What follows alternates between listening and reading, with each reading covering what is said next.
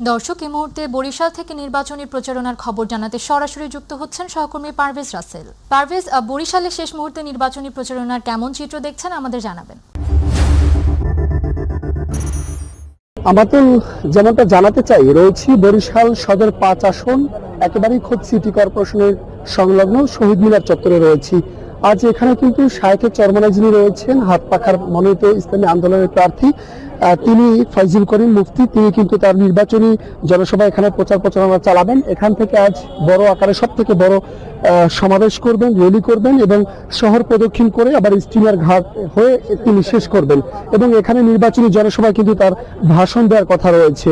তিনি বলতে চাচ্ছেন নদী বিধৌত বরিশাল, অনুন্নত বরিশাল, সেই বরিশালকে তিনি উন্নয়ন করবে। এবং এখানকার একটু বলে রাখি যে জেনে থাকবেন, এখানে হচ্ছে চরমনের একটি বড় ঘাঁটি বলতে পারি আমরা, এবং ভোট ব্যাংক রয়েছে এখানে। তাদের বিগত দিনেও কিন্তু তারা নির্বাচনে অংশ নিয়েছে, তাদের কিন্তু সব থেকে বেশি ভোট পেয়েছে বরিশালের এই আসনটি থেকে।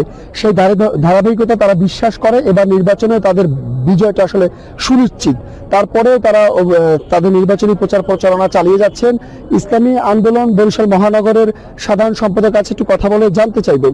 এখানে তো আজ চরমনার যিনি পীর সাহেব সৈয়দ মুফতি রেজাউল করিম সাহেব আসার কথা ছিল। নির্বাচনের পরিবেশ সৃষ্টি হয়েছে কিনা, কেমন প্রচারণা দেখছেন এবং নির্বাচনী বিজয়ের ক্ষেত্রে আপনার প্রার্থী কতটুকু আশাবাদী? আসসালামু আলাইকুম রহমতুল্লাহ। প্রিয় বরিশালবাসী, আমরা আলহামদুলিল্লাহ মাঠের অবস্থা অত্যন্ত সুন্দর এবং মানুষ অপেক্ষায় আছে 12 তারিখ কখন আসবে, যে তারা ভোট দেওয়ার জন্য খুবই ইচ্ছুক যে পাখা মার্কার বিজয় এবার নিশ্চিত ইনশাআল্লাহ। দ্বিতীয়ত, আপনারা ইতিমধ্যে শায়েখের বক্তব্য শুনছেন যে আল্লাহ পাক রব্বুল আলামিন তাকে দুই এক ডজন এমপির মর্যাদা তাকে দিয়েছেন, কিন্তু তিনি কেন আসলেন এই নির্বাচনে?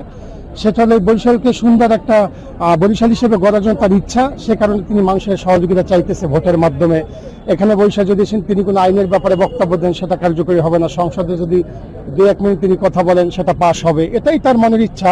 তো আলহামদুলিল্লাহ বরিশালের জনগণ এত পরিমাণে উৎফুল্ল যে 12 তারিখ কখন আসবে তারা পাখা মার্কায় ভোট দেবে। বিশেষ করে মহিলা মনে হচ্ছে যেন 100-100 তারা আমাদেরকে পাখা মার্কায় ভোট দেবে ইনশাআল্লাহ, আল্লাহ যদি কবুল করে।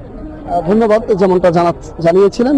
পাশাপাশি আরেকটু তথ্য দিয়ে রাখছি, এই আসনে এবার নির্বাচনটা হবে অত্যন্ত সুষ্ঠু, সুন্দর এবং নিরপেক্ষ। সে লক্ষ্যে সকালে কিন্তু সেনাবাহিনীর একটি প্রতিনিধি দল আমাদের সাথে বসেছে বরিশাল মেট্রোপলিটন পুলিশের কমিশনার নিশ্চিত করেছে 12 তারিখে নির্বাচন অবাধ, সুষ্ঠু, নিরপেক্ষ হবে এবং দিনের ভোট দিনেই হবে আর রাতে নয়।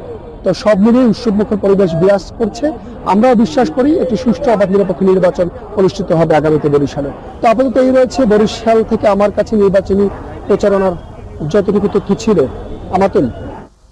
পারভেজ, আপনাকে ধন্যবাদ।